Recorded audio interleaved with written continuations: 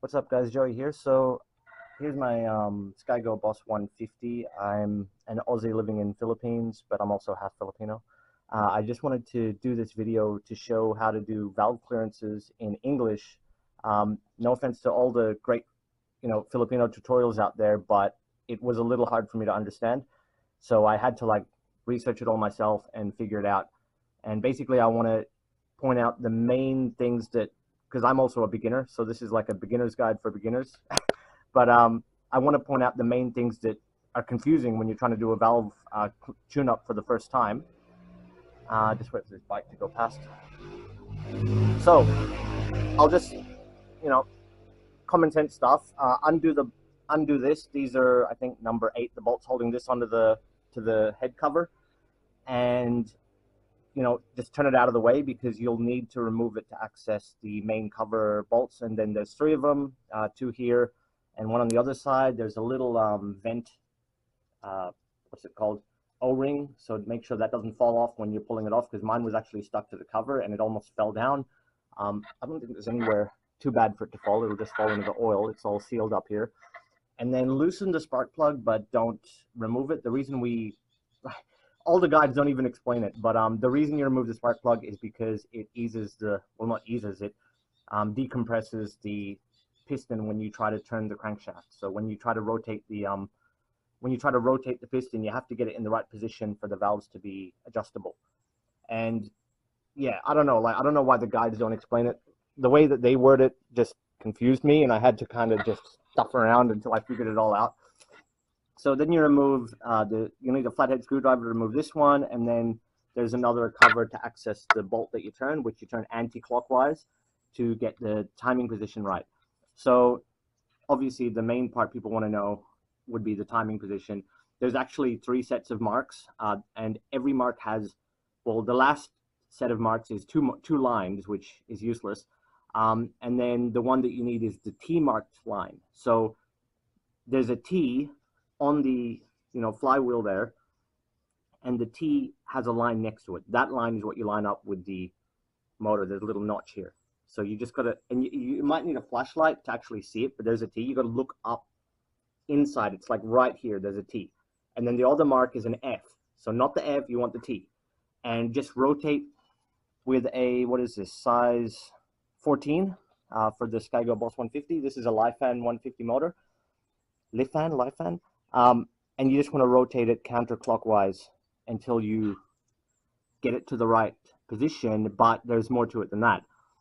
As you rotate it anti-clockwise, the tappets at the top, or the valves at the top, will, well, not the valves, but the tappet thingies, these things will move based on the position of the piston and the cycle, of combustion, whatever it's doing. But basically, these rockers will move up and down, and what you need to do is you need them both in the upper position where they're loose. So when they're moving, when they're not ready to adjust, they'll actually feel rock solid, like you can't move them at all, like they're just stiff, okay? And as you turn this anti-clockwise, just watch at the top, see the right one's moving, the intake. And the way that you tell intake and exhaust is, intake is the carb side, exhaust is the exhaust side. Like, it's really common sense, but if no one explains it, it can be like, which one's which? So you'll just see them move up and down, and you'll know that it's in the right position because they'll both be up and they'll be loose. So they'll be like, it's only a tiny bit of looseness, but you'll know the difference. If you try to just move them when one of them, when it's not in position, when you're not on a mark, you'll know that you can't move them at all. Like, they're really firm. And then you just got to keep turning this with, I only had to loosen the spark plug. I didn't even have to fully remove it, just to get enough decompression to turn this easily. And anti-clockwise, just keep going until you find, see, there's the 2 lines, there's the F, and this third one here is the top dead center T mark. And try to get it, just so that the line's lining up with this cover mark. And when it's in the right position, they'll both be up, and you'll be able to tell, like, turn it a few times so that you can see them moving up and down, and you'll be able to tell when they're both up, okay? That's the easy way to explain. And now, if you can hear it on my mic, when I wiggle this, you'll hear that there's like a slight movement. Okay, so there's a movement on the front one, exhaust, and there's movement on the intake side. So that's ready to do your clearances. Okay, and I'll just go around here. I really hope my audio is coming through because I'm just using the built-in action cam mic. I'm not using an external this time. So then you get your feeler gauge. And I've already done mine yesterday, but I was double checking it today, and I figured I'll record the video because now I know for sure exactly. Like, I wasn't 100% sure, and I researched it all night and looked up, you know, the actual pictures of every single thing and figured it all out. So that's why I had to do this, because it's like, I wish I could find a video explaining it in a way that makes sense to me. So I did it myself. Okay, so in mm, if you got an mm feeler gauge, the recommendation is 0.06 to 0.08, which is really, really small. 06 is on the tight side and 08 is on the looser side. If you want your engine to run cooler and have a little bit more power, you could tighten them on the looser side, or not tighten, but gap them to the looser side. I've heard an engine running at 0.08. There's like a video up on YouTube. A guy reckons 08's good. So 08 also translates to, in inches, 003, roughly. Like, you got to round it up to the nearest, you know, if you're going from inches to mm, then you round it up to the closest hundredth or thousandth, whatever. So it's like 278 if you round 0.003 inches to mm. So that's 0.08. So that's what I'm going with. And the way that I tighten it, like, just the straightforward explanation I can give is, you got to try to slide the feeler gauge in between the gap, and you want it to be rough, like it, and it's really flimsy too. So depending on your quality of your feeler gauge, like mine's a cheapo Flyman USA brand, but I don't know if it's actually USA. And you want to just slide it in and see if it can pass through with a bit of resistance, but not like, if it's stopping, then obviously it's a smaller gap. So if 08 doesn't go through, you can try to find out what does go through, and then, you know, and it's like a slight turn, like 0.01 is just like the tiniest little movement in this little thing that you adjust. And the other thing is, you got to be careful with over tightening. When you tighten them, it'll actually mess with the clearance a little bit, unless you can hold it with a little tool. Like, I've got this little tappet tool that was on Shopee. You can try to hold it as steady as you can so it doesn't turn as you tighten the nut. But if you're using like a impact wrench or something crazy like that, obviously this little adjuster will turn with the nut as you tighten it as you over tighten it. So the way to get around that, at least the easiest method I've found if you don't have the right tools, is this way. I'm just going to loosen these bolts so I can show you that. And you see, I'm using exactly what you shouldn't use, because the amount of pressure these should be tightened to is literally your pinky finger, like a smidgen, you know. And if they're over tightened, it's not good. But, you know, you don't want them loose, but you don't want them tightened with something like this. This is already bad. But I was like in a rush yesterday. It was about to rain. I haven't ran the bike like this. So anyway, so you just loosen these nuts a little bit. Still a bit. And the safe method I've come up with, which I believe is fairly safe according to everything I can read online, is use some kind of tool to hold it at the top, and then either a spanner, I don't know what size these are, a 10 mm spanner, wrench, and pliers at the top, or if you have the tool at the top, and then the pliers to tighten the nut, because that will make sure you don't over tighten it. Like, you know, you're not using God strength to tighten it. It's just like your hand being able to grip something like this and turn is already strong enough, like as tight as that'll go, without using your whole shoulder and arm. You just want to use maybe your forearm at most, but even that might be overkill. So if you have a wrench, the good way with the wrench or the spanner is to use your pinky instead of your, like, handicap yourself. Use your main finger and your pinky and tighten it like that. And that's one method that I've read is pretty safe. You know, I could tighten that a tiny bit more. Like, I want 9 to not go in at all.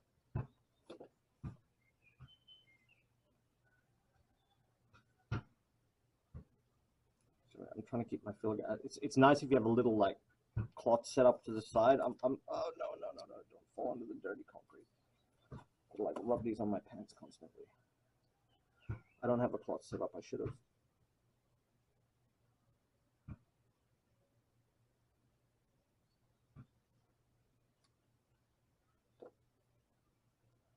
It's already over tightened just using the pliers. Pliers are just messy, so probably not the best method. But the next best thing I got is this. Actually, you could probably just use a, you know, hand grip, tighten like that. It's still already tight, but anyway. So 9. Yeah, 9. Now 9 won't go through at all, and 8 I can force through. So I mean, maybe that's a better way to do it. The one you can force through is the right gap, like that. See, it gets in, right? To be as precise as possible. And 9 does not, like I can't. It bends, like see that? So that's probably, yeah, as good as I can get it. And then I'll just do the same on the other side. Double check it again. 8 squeezes through. 9 can maybe be forced through. No, it's bending. Like, see that? I think 8's a pretty safe one. Alrighty, and then this is the annoying part. And this video is going longer than I thought. Then you want to go anti-clockwise again and watch the valves turn. Which they'll do as I turn it. See, there's the exhaust going down, and then the intake. Keep going, and then they're both up. And now try to find the T again. So there's the 2 lines, there's the F, and there's the T. I just got to get, it's the second line on the T, because the shorter line is actually the T itself. So obviously it's the longer line. And that's basically on it. You know, there's a little bit of headroom. And then, you know, I can feel they're both moving again. And then gaps again. So that's the double check that you want to do. 8 and 9. 8 squeezes through. 9 gets stuck. And 8 squeezes through. 9 gets stuck. And that's it. That's done. And other than that, you can oil the seals again before you, just with motor oil if you want, before you close it all back up properly. And you can double check the tightness a little bit, although that would mean, you know, rotating it again. But you can just see here as well. I can feel a little bit, it's just the tiniest bit of play when you're using, when it's already really close. They don't get like full loose, like the descriptions on some of the videos and tutorials and instruction manuals. When they're loose, and they're not freaking loose, like it's still tight. It's just this tiniest bit of play comes in when they're at the right position and they're both up. So yeah, I reckon if you're doing it for the first time, just the first thing to do is just turn it anti-clockwise a few times, so you see them going up and down, then you'll know when they're both up. So watch the front go down and watch the back go down, and you'll see that they alternate. And then when they're both up and you line up the T and they're both, you know, neither one is down, you'll know you're in the right spot. And yeah, it's an actual T. There's a T. Just look up into the engine a little bit. So yeah, I'm going to seal that back up and try to run it. I don't know if I should include that on the video, because what if it explodes? You know, that's another genuine fear. Because if you've been building computers like me, it's like a common ground. After you've stuffed around with wiring or a motor or something, then you're worried it might explode. So I don't know. I'll put it all back together and we'll see. We'll see what happens. I think that's good. Haven't forgotten anything. I'm running a PZ27 carb. It's 2 turns out on the fuel mixture. The spark plug looked okay, but I have to do testing on the brand new one to kind of get a good reading. Make sure that plug is on all right.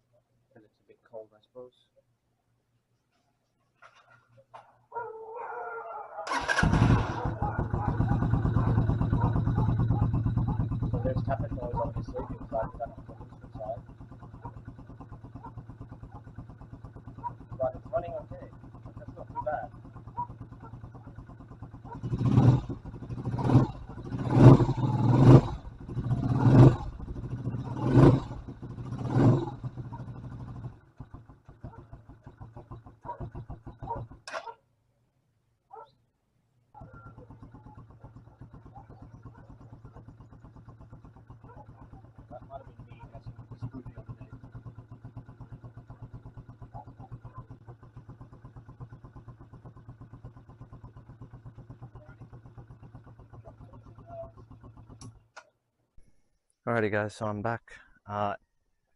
After that tune-up, I didn't do a test ride, and I've actually spent the past few days diagnosing what was wrong, and it was not the clearances. The clearances are fine.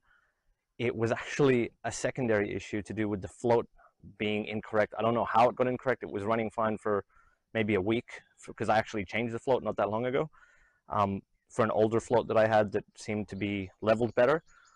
But yeah, I don't know, maybe I went over a big bump and it somehow got misaligned, but it wasn't shutting off properly, and it was overflowing and causing a rich condition. So that was why it was running rough. So basically I took it out, got a clear float bowl so that I could actually see the float properly, and I re-leveled it like at a 20-degree angle, because that's how you meant to do it. You don't do it with the carb up like that and the float upside down. You do the float so that when you tap it at about 20 degrees, it has some bounce, because that's to do with you know, bumps and stuff. So anyway, I redid that, and then I adjusted the fuel screw to 1 turn out, which I haven't tested yet. I don't even know if it's going to start with 1 turn out. But in other words, fix this rich condition issue, but I haven't adjusted the idle and I haven't adjusted the fuel screw. So I figure now that I'm going to do a test ride to adjust those things, it's worth recording. We'll see how it goes. Okay, so choke is on.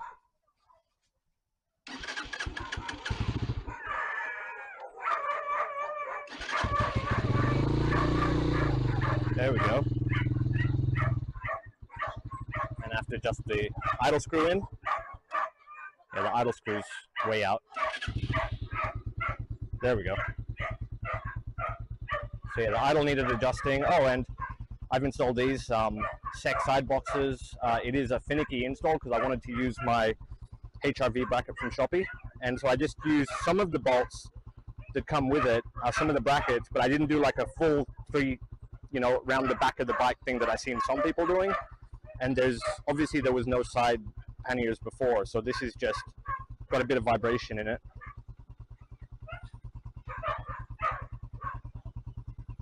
And yeah, we'll see how that goes. They bump a bit and they're a bit noisy, because I realized that the reason these are cheaper than the there's like a square type kryptonite version of them, but the reason they're cheaper is because there's no rubber sealing anywhere. There's just like a weird, like a foam thing that goes around, but it still shakes a lot, vibrates here, vibrates here.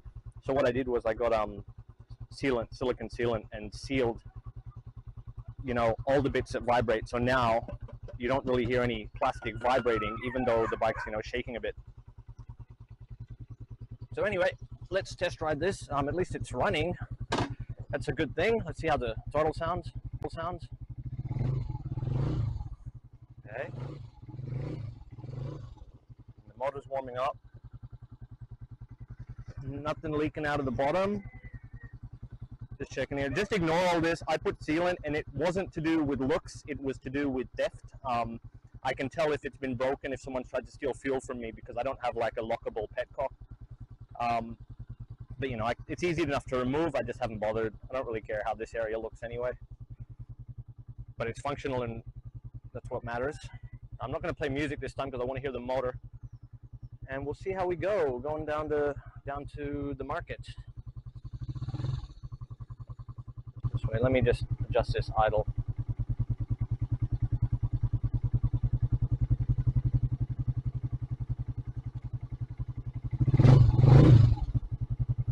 Okay, here we go.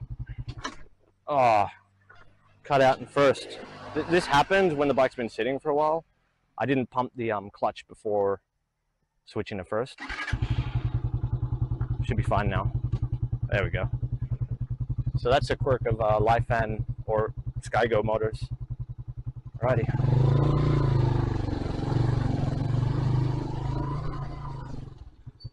Good. I was able to get up that. And we'll see how we go. Hope it doesn't rain.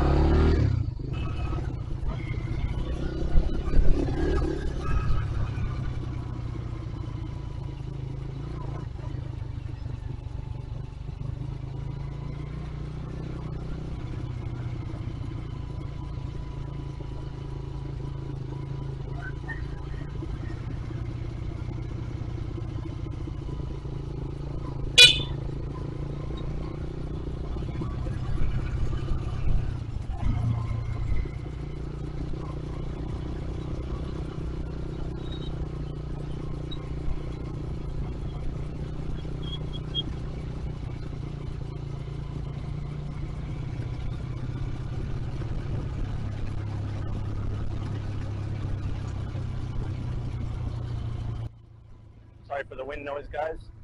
I've got the I went back to a neck mount, but if I talk, it'll be too loud.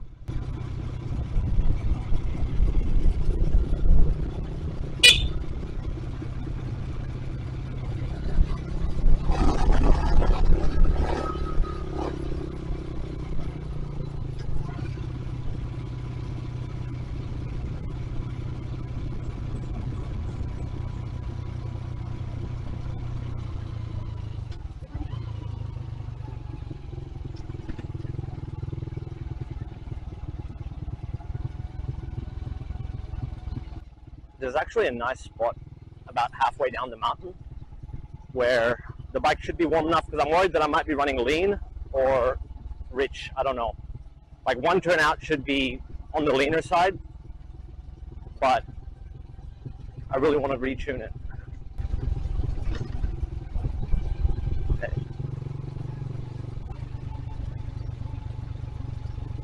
So I might stop halfway, the same at the view that I stopped at last time.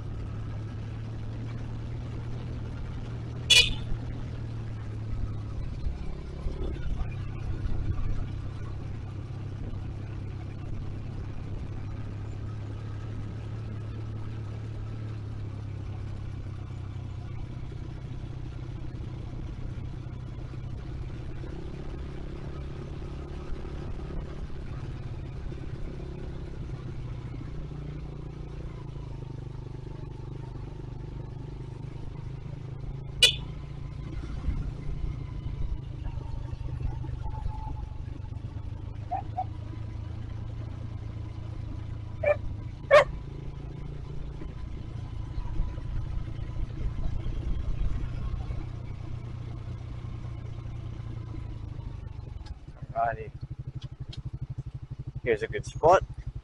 So what I want to do is, with the idle turned up,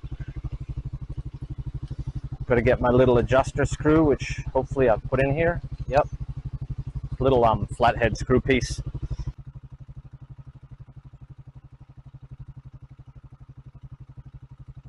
Got there. I'll just try that out. I don't want to idle too long because, you know, it's hard on the bike, air cooled and all. So we'll just try that. Turn the idle back down and see how we go. And here's a view, by the way. It's pretty nice.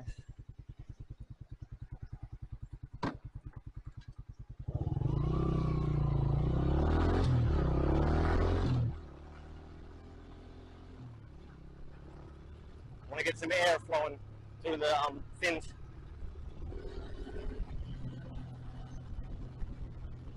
So I actually went a little in, so less fuel. It was slightly on the richer side because when I turned it in, it picked up a little tiny bit. But I think it's already close to the sweet spot, considering how it didn't respond that much to me changing it. So, interesting. Worth sharing anyway.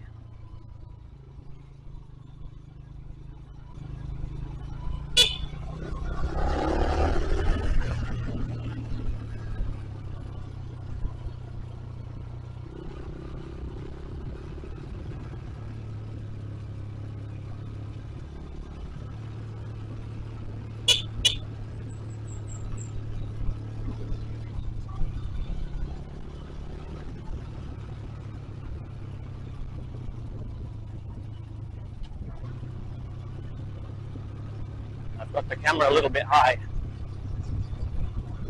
I want you to see the road, you know.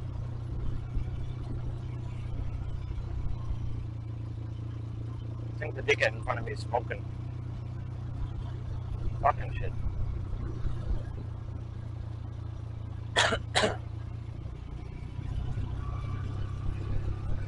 Like cigarette smoke.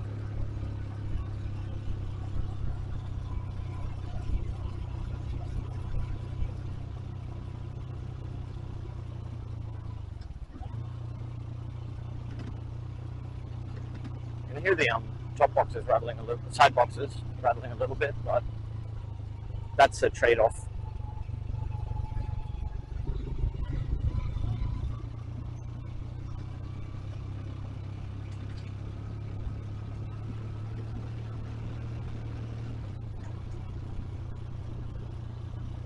The reason I'm not flying down is because it gets really steep here and it's been raining, and if you just come down a bit too fast and it happens to still be moist, you're screwed. Like you have to, like, I don't know, you really need engine braking if it's wet, but it looks like it's dried up. All good.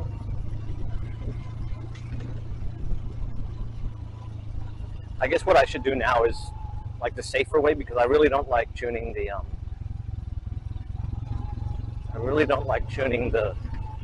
carb with the motor running, even though that's the way that's the good way to do it to get the sweet spot.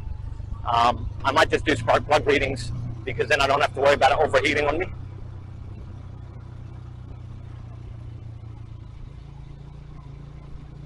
But yeah, it's running all right. Tappet noise is minimal. It's like normal. It was just the float issue that was causing a rich idle and messing with that. The idle was like not smooth and cutting out, and now it seems resolved. So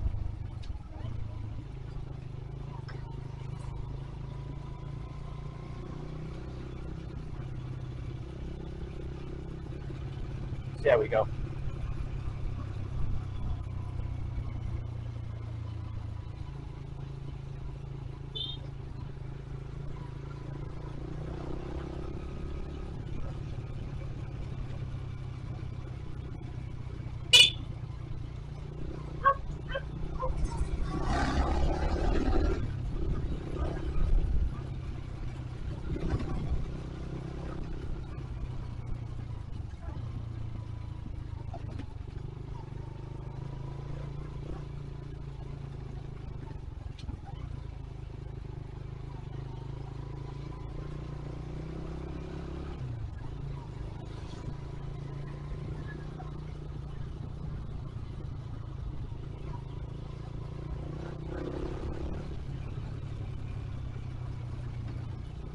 Should mention though that, float aside, throttle response and the motor itself did need leaner, because the intake and exhaust were way out. Like they were half of the recommended. Like they were down at 0.03 mm when they should be 0.06 to 0.08. So that can also affect, because the carb was tuned with the bad valve clearances, and that can affect the throttle response and, mixture, the RPMs, whatever, can affect how well the engine runs. And it was pretty bad. So combination of the float plus acceleration wasn't that good until I fixed up the carb and turned the mixture down, because it was on 2.5 and now it's running around 1 1/4 is my guess. 1 1/4 or 1 close, just under 1.5.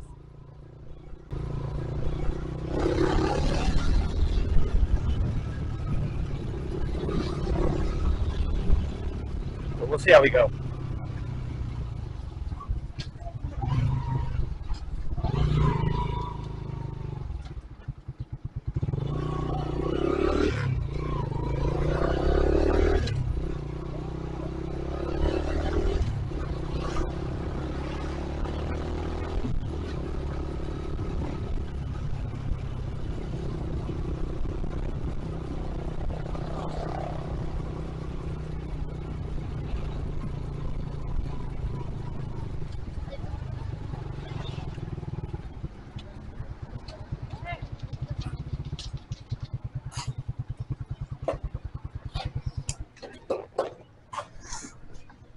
Alrighty guys, thanks for watching. See you in the next one.